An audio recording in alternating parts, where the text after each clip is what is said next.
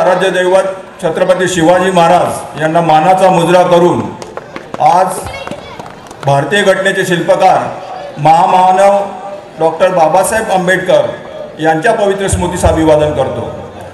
हिंदू हृदय सम्राट आदरणीय बाळासाहेब ठाकरे, धर्मवीर आनंदजी दिघे साहेब यांच्या देखील पवित्र स्मृतीस अभिवादन करतो।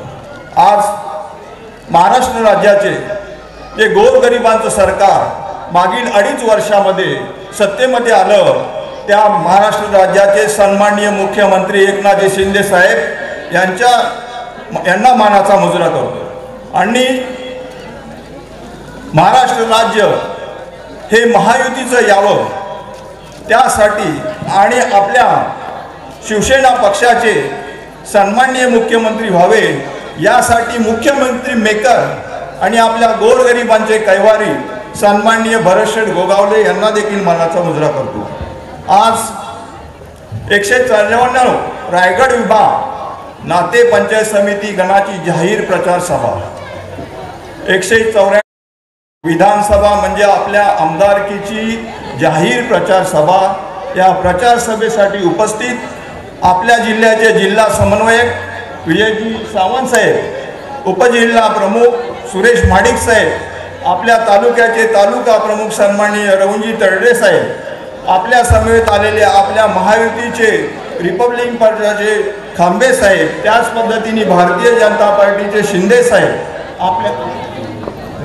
आपल्या शिवसेना महिला पदाधिकाऱ्याच्या सर्व पदाधिकारी आणि युवा सेनेचे सर्व पदाधिकारी, त्याच पद्धतीने नाते विभागाचे विभाग प्रमुख आणि सर्वच संघटनेचे पदाधिकारी आणि इथे उपस्थित असलेल्या माझ्या तमाम माता भगिनींनो आणि शिवसैनिक मतदारांनो, आज मागील 2.5 वर्षामध्ये राजकारणापासून काय असतं की जो जनतेचा राजा छत्रपती शिवाजी महाराज होऊन गेला, त्यांनी अन्यायाने अत्याचारावरती लढा दिला आणि रयतेचं राज्य घडवलं। त्या पद्धतीने मागील 2.5 वर्षामध्ये एक क्रांती झाली आणि गनिमी काव्याने जनतेचं सरकार म्हणजे महाराष्ट्र सरकार हे स्थापन झालं आणि या सरकारने 2.5 वर्षामध्ये अनेक समाजयोगी सामान्य जनता केंद्रभूत जणून एक असं सरकार आणलं की जनसामान्यांसाठी अनेक योजना आणल्या।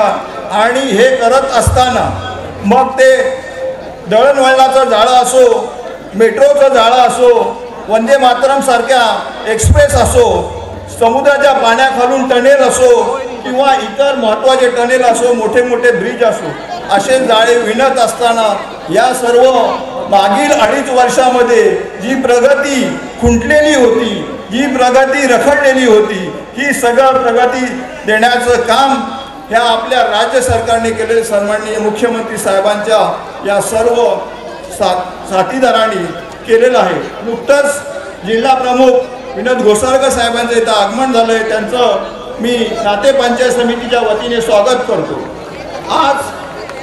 आज हे 2.5 वर्ष जनतेचं सरकार, सर्वसामान्यांचं सरकार, त्यासाठी त्याने अनेक योजना आणल्या।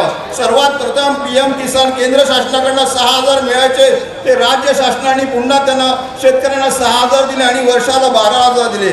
महिला सक्षमीकरण, महिलांसाठी खास या सरकारने लक्ष दिलं। महिला सक्षमीकरण करत असताना महिला बचत गटांना वाढीव मानधन, अंगणवाडी सेविकांना वाढीव मानधन, आशा सेविकांना वाढीव मानधन, अशा प्रकारे सेवा करत असताना नुकतेच आपल्या निवडणुकीपूर्वी महाराष्ट्र राज्य परिवहन मंडळाचे अध्यक्ष झालेले आपल्या आमदार साहेबांनी याच्या अगोदरच ST मध्ये महिलांना निम्म्या तिकिटामध्ये प्रवास, वयश्री योजना असेल आणि अशा प्रकारच्या योजना असताना सर्वसामान्य जनता हीच केंद्रभूत त्यांनी धरली आणि अशा प्रकारच्या योजना आणल्या।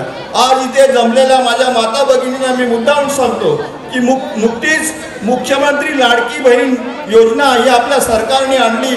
आपल्या विरोधकांच्या अगदी खासदारकीला जसा त्यांनी अपप्रचार केला होता, त्याच धर्तीवरती त्यांनी मुख्यमंत्री लाडकी बहिणाचा अपप्रचार केला। ही योजना टिकणार नाही, ही योजना येणार नाही, ही योजना चुकीची आहे, ही योजना येऊ नये म्हणून त्यांनी कोर्टामध्ये जाऊन स्टे ऑर्डर आणण्याचा प्रयत्न केला, परंतु कोर्टाने तो स्टे ऑर्डर झिडकारून लावला आणि आपल्या लाडक्या मुख्यमंत्र्यांनी ही योजनाचं लोकार्पण करून खऱ्या अर्थाने आदरणीय बाळासाहेब ठाकरे पद्धतीने वचनपूर्ती जसं असतं तसं वचनपूर्ती केलं।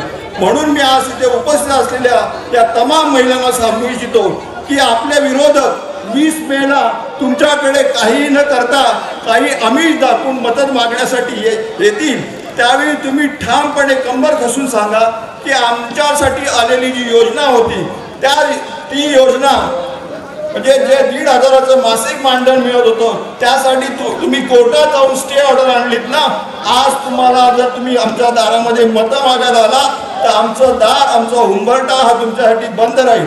मी आज या तमाम नाते जिल्हा परिषद पदाधिकाऱ्यांच्या वतीने सांगत आहे की आपण अशा पद्धतीने या निवडणुकीला सामोरं जात असताना आपल्या प्रत्येक गावाची वेश आणि आपल्या प्रत्येक घराचा हुंबरटा या विरोधकांनी, जे आपले उबाटा विरोधक आहेत त्यांच्यासाठी बंद केलं पाहिजे आणि रोखठोक उत्तर देऊन आपल्या आमदारांना 20 तारखेला प्रचंड बहुमताने ते 3दा आमदार झालेले आहेत, पण 4थ्यांदा त्यांना नामदार करून आपण यांना पाठवायचं आहे. एवढंच बोलतो आणि इथे थांबतो. जय हिंद, जय महाराष्ट्र. हॅलो.